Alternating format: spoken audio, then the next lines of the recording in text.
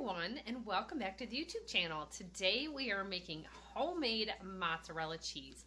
Many years ago for Christmas, I ordered myself this New England cheese making kit. This is the 30-minute mozzarella and ricotta kit.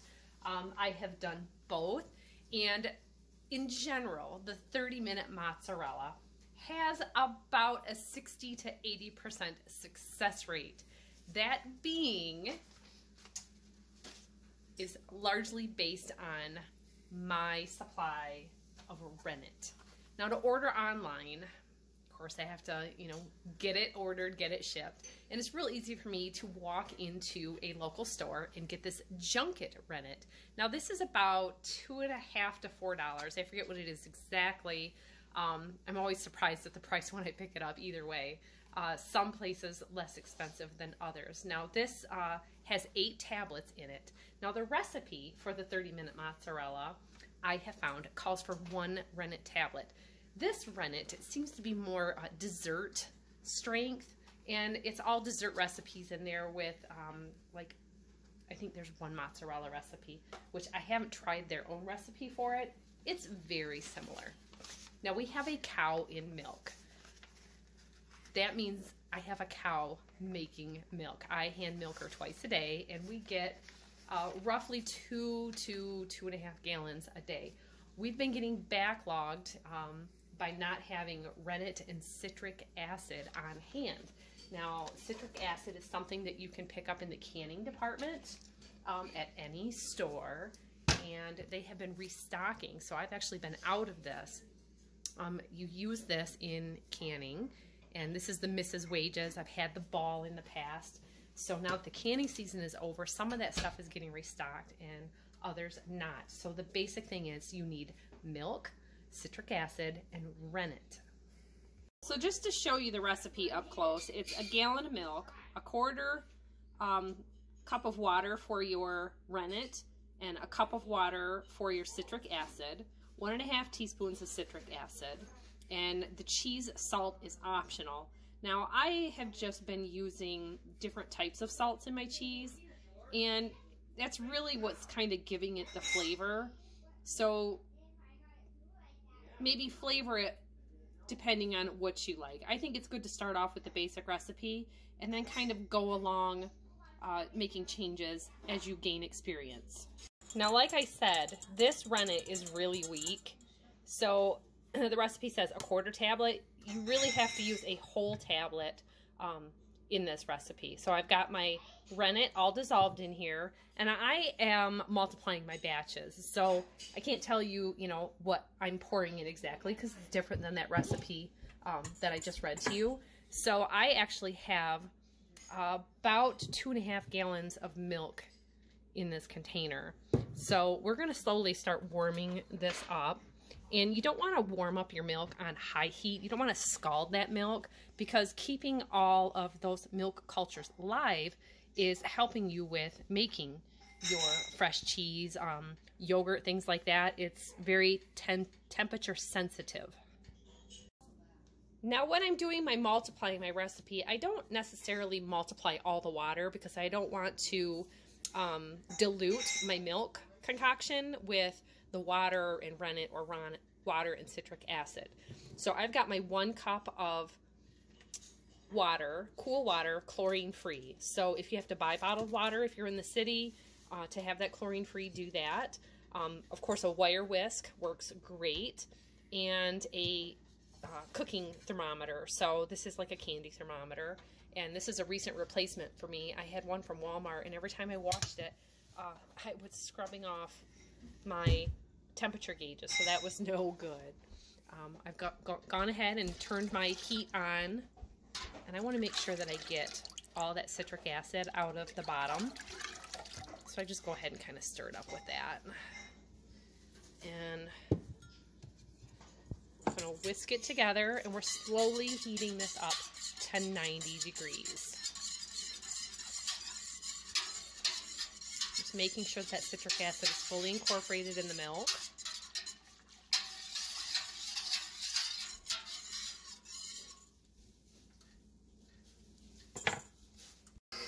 Now when you start making cheese, you want to stay close to your stovetop to keep an eye on it.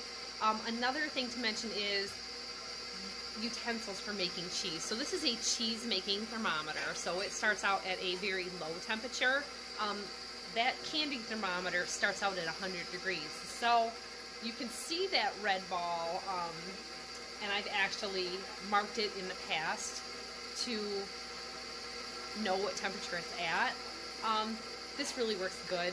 The trouble with this is, of course, the short immersion part, that if you're getting very hot, like with yogurt, it's hard to hold this in your pot of milk to check for temperature. So just keep a steady eye on that because you don't want it to get too hot. Now, they actually recommend that if you're using fresh raw cow's milk like I am, to do it at a lower temperature. It's 80 or 85 degrees, so double check that. And I'm at about 80 degrees right now. Cheesecloth. Now this is a very fine cheesecloth that came with my cheese making recipe, if you can see that. It's finer than the cheesecloth that you get. It's not gauzy. Muslin, things like that are real good to have if you have a fabric store near you. I always think it's best to get the unbleached if possible. This is a cheese strainer. I also use it as a cheese mold in making my cheese. Very handy to have. If you don't have one of these, you can take like a cottage cheese container and drill drain holes into it, or puncture drain holes into it with a nail or a drill bit, anything that you've got on hand. You don't have to go out and buy a lot of this stuff because, like I said, this was a cheese making kit that came with ingredients to start your basic cheese making. You hear my mixer going in the background. Like I said, stay close. I've got fresh homemade butter coming, and we'll use that buttermilk later today. It's kind of a big day in the kitchen. We're going to be making pies today when that butter is done. I've got some meat I just sauteed, and I'm going to switch that pan out for some sausage. We're going to be having lasagna and pizza for a special occasion tonight, and a couple of pies. So I'm just going to be here keeping an eye on this cheese while it's warming up. Okay, so with the raw milk, it actually says 88 degrees, and I'm just above that, so we're going to take this off the heat now. Don't just turn it off, actually remove it from the heat, and we are going to add the rennet. Now, that rennet dissolved starts settling back into the bottom, so I like to remix that with the water with a fork. That whisk just doesn't get in there real good, and then in an up and down motion, you're going to mix that back in to the milk. Now this is where the 30-minute mozzarella recipe seems quite inaccurate to me. I'm about 30 minutes in as it is. Now as soon as you add that rennet, you start seeing a little bit of cheese formation. And as I mix this in, that starts increasing. So we just want to keep mixing that up. Now this is off the heat, like I said. If you are doing multitasking like I am, keep in mind your back burner, if you have an electric stove, has a vent. Some gas stoves have it also. So that burner back there would be keeping this warm instead of letting it cool down. So we've done the shuffle with the pans, moved it over, and we're gonna let this sit covered.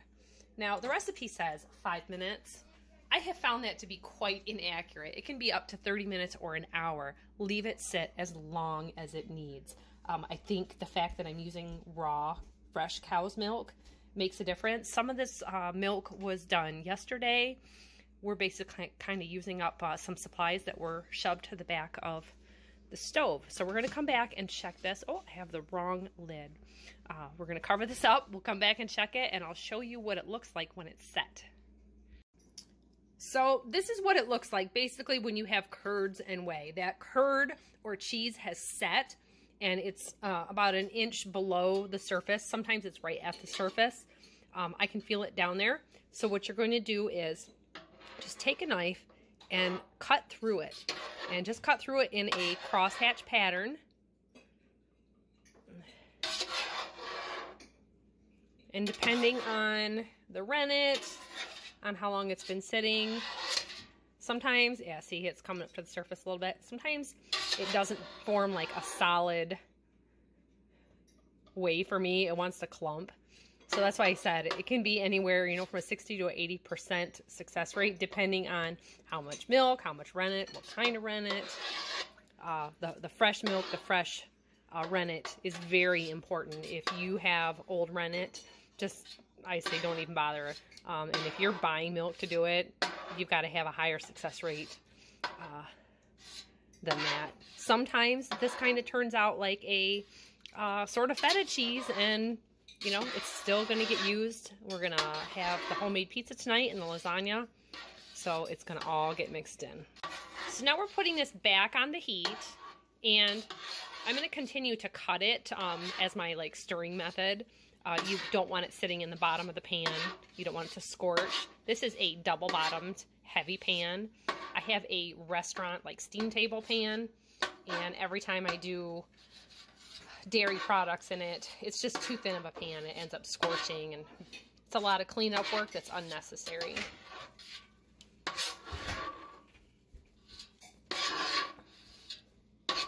Now that being said, I've got some really great Cuisinart and Emerald pans from the thrift store, so keep your eye out for things like that when you are there and out and about. It is great for the homestead kitchen. I picked up several good knives this year. Okay, and we're going to just let this heat up to 105 degrees. So we're at about 105 degrees temperature, and this is Fahrenheit, by the way. If you are going to do the water bath stretching, you want to heat it to 110 degrees. I have found I prefer the microwave method. It's just faster and more convenient for me, just because you're trying to pull and stretch that cheese, and it's easier for me to do it adding 30-45 seconds on the microwave than having it too hot for my hands in the water bath, soaking it and pulling it out. We're going to let this set off the heat now for 2 minutes, continuing to stir that. And the longer you let that set, it is going to make a harder or firmer cheese, so keep that in mind. You want it firm enough that you can use it for your purpose. So like for me, I'm going to be making shredded cheese with this later, so a little firmer is nice. Now when you have a firmer cheese, you can have pretty good success of using a colander scoop like I have, or you can use a secondary container to drain off your whey. The chickens love this whey, and it gives them a good little treat every time I make cheese. Now I'm just setting this right into the bowl I'm going to use for the microwave, so make sure you have a big enough container for this. And then I will drain off any extra whey as I go. So just to show you a quick illustration of the water bath, what this is doing is allowing you to stretch your cheese out, and that's just kind of like turning it into the mozzarella that it is instead of just a lump of cheese. So I'm heating this up in a microwave bowl for a minute, and then I'm going to pull that out and stretch it. And you can add a teaspoon of salt as you do this, but a lot of times I will add the salt, stretch it, and kind of work that salt in. Add another 30 to 45 seconds in the microwave, and just slowly salting it to your taste as you go. And then after that, it's going to go in a cold bowl of water, submerge that for about 5 minutes, and that helps it cool down and helps you make the shape of the cheese that you want. Now, like I said, that there's a water bath method where you actually put it in a pot.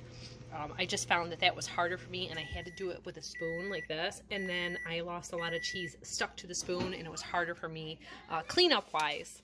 That being said, you are cleaning up the whole time you were doing this. So while this was heating up to another 105, I washed up my utensils from earlier on. So now you can see we have a little bit of whey that kind of cooked out of that. We're going to drain that off, stretch it, and salt it. So when I stretch mine, a lot of times I let the weight of the cheese stretch it for me, so I'm not pulling it with my hands. So I'm just sticking it with a fork and letting it fall and stretch out. As it cools, you'll lose that elasticity, And that's when, you know, go ahead and add a little more heat to it. So see, now it's wanting to break. This is a really great thing to do with kids. It's a lot of fun for them to see where their food comes from. So now we've got a nice loaf or whatever of cheese, ball of cheese. And I'm going to set this in the cold water. Now this is right straight from our well, and it generally runs about 50 degrees. That's going to help it keep a nice texture and not turn grainy. You can kind of skip this if you want to and just eat it warm. But it's good to let this sit here for 5 minutes. It's also draining off. See how that water's a little bit cloudy? Draining off any extra whey from it at the same time. Then I'll just set this in the little strainer bowl that I showed you in the beginning of the video to drain off the water. And I'll wrap it up and we'll shred it later on today for our ingredients for our homemade food.